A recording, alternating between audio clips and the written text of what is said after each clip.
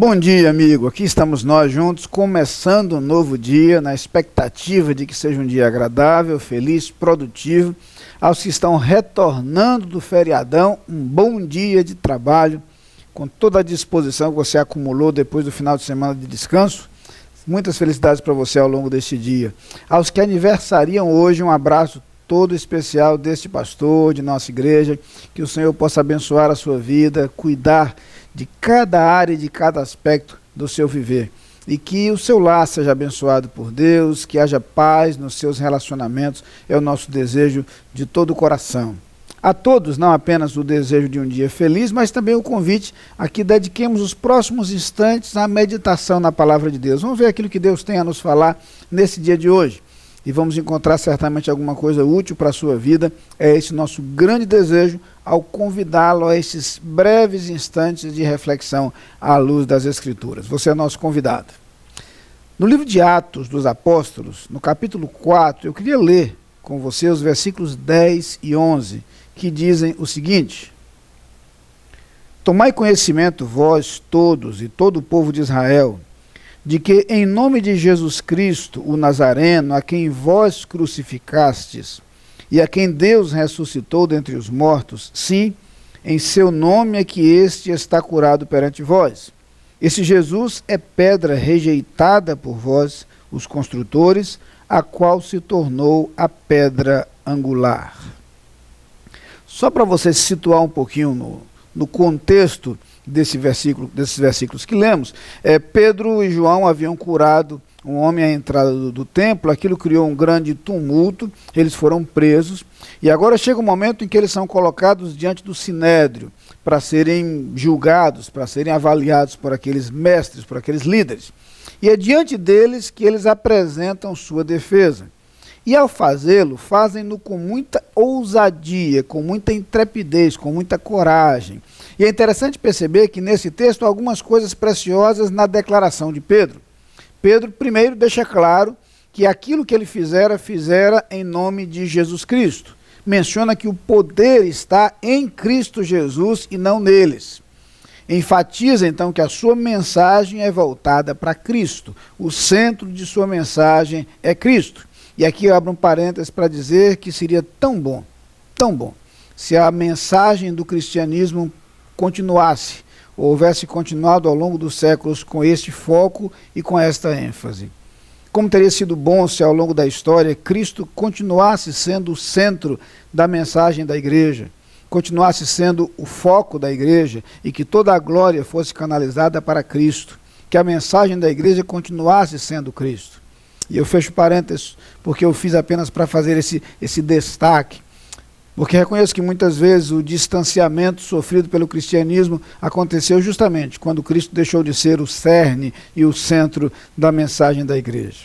Mas voltando então à situação de Pedro aqui, e ao discurso dele ao lado de João diante do sinédrio, ele vai destacar algumas coisas interessantes. Primeiro, ele enfatiza a culpa daqueles que rejeitaram a Cristo e que o crucificaram. Vocês o crucificaram. Ele deixa isso muito claro, o que representa uma ousadia muito grande. É interessante perceber que esse Pedro é o mesmo que negara conhecer a Jesus quando Jesus fora preso, estava sendo julgado. Aquele Pedro medroso de outrora foi absolutamente transformado pela ressurreição de Cristo e pelo contato com Cristo depois da ressurreição. Toda a ousadia de Pedro é uma prova clara de que Cristo realmente ressuscitou. Se Cristo não houvesse ressuscitado, Pedro jamais teria a coragem e a ousadia para enfrentar o sinédrio, porque este Pedro é o mesmo que lá atrás, até mesmo para uma criada que estava acompanhando aquele processo, não teve coragem de admitir que conhecia a Jesus Cristo. Agora ele chega diante do sinédrio e diz: vocês crucificaram a Cristo. O Cristo que foi ressuscitado. E ele diz: Deus o ressuscitou. E Pedro fala com a autoridade de alguém que houvera sido testemunha ocular disso. Ele estivera com o Cristo ressurreto, conversara com ele. E foi nessa conversa que Cristo o vocacionou para apacentar as suas ovelhas, para ser pastor. E a verdade é que esse Pedro, ao lado de João, demonstram uma coragem muito grande ao enfrentar o sinédrio e dizer que esse Cristo é o Cristo que foi crucificado, mas que Deus ressuscitou. Mas aí Pedro vai para o que ele considera mais importante.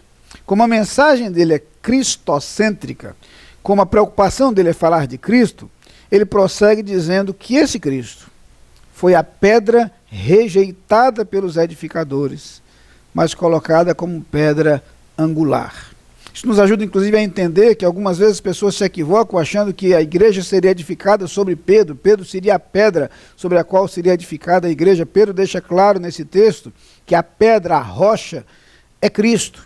Lá em sua epístola, o mesmo Pedro vai escrever claramente sobre isso e repetir este conceito e esta ideia. A pedra rejeitada pelos construtores, pelos edificadores, é Cristo. Esta pedra que foi rejeitada, este Cristo que foi crucificado, ele é instituído por Deus como a base da igreja. Por isso o próprio Cristo diz: eu edificarei a minha igreja e as portas do inferno não prevalecerão contra ela. O Senhor da igreja é Cristo. Paulo vai falar sobre isso mais tarde, usando uma imagem muito interessante. Ele fala de um corpo. E no corpo existe uma cabeça, que é Cristo, e existem os membros. Todos nós somos membros do corpo de Cristo. Os salvos são os membros do corpo de Cristo. Cristo é a cabeça e a única cabeça da sua igreja, do conjunto de todos os salvos.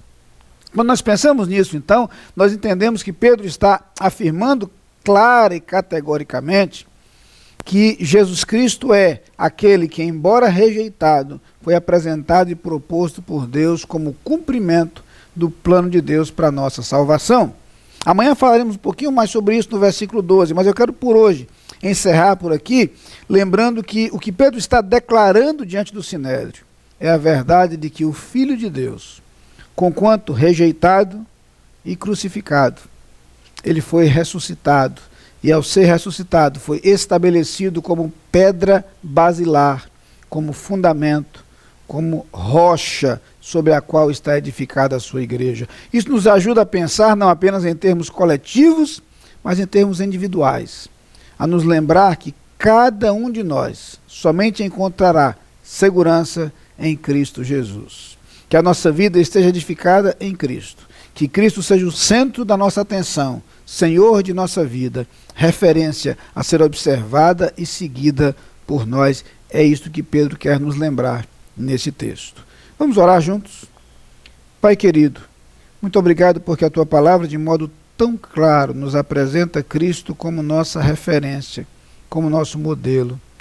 Nosso desejo, Pai, e a nossa oração nesse instante é que cada pessoa que nos assiste nesse instante tenha Cristo como seu Salvador e como seu Senhor. Amém. Você é nosso convidado a participar das atividades da Igreja Batista da Capunga. No domingo, Escola Bíblica Dominical, às 9 e 18 horas. Culto, às 10 e 19 horas. Transmitidos ao vivo pela internet e pela Rádio Evangélica 100.7. Culto infantil e atividades para crianças de todas as idades. Todas as programações com interpretação para surdos.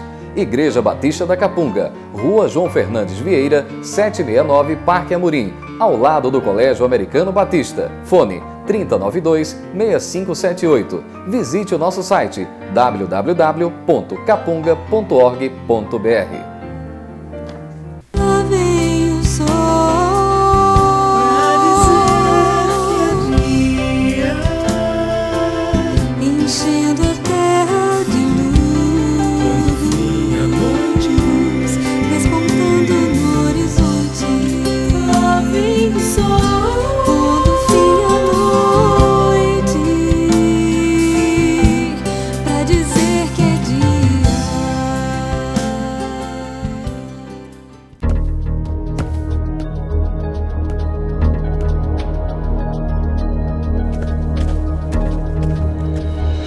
A Adlin cuida da sua empresa para você cuidar mais de você.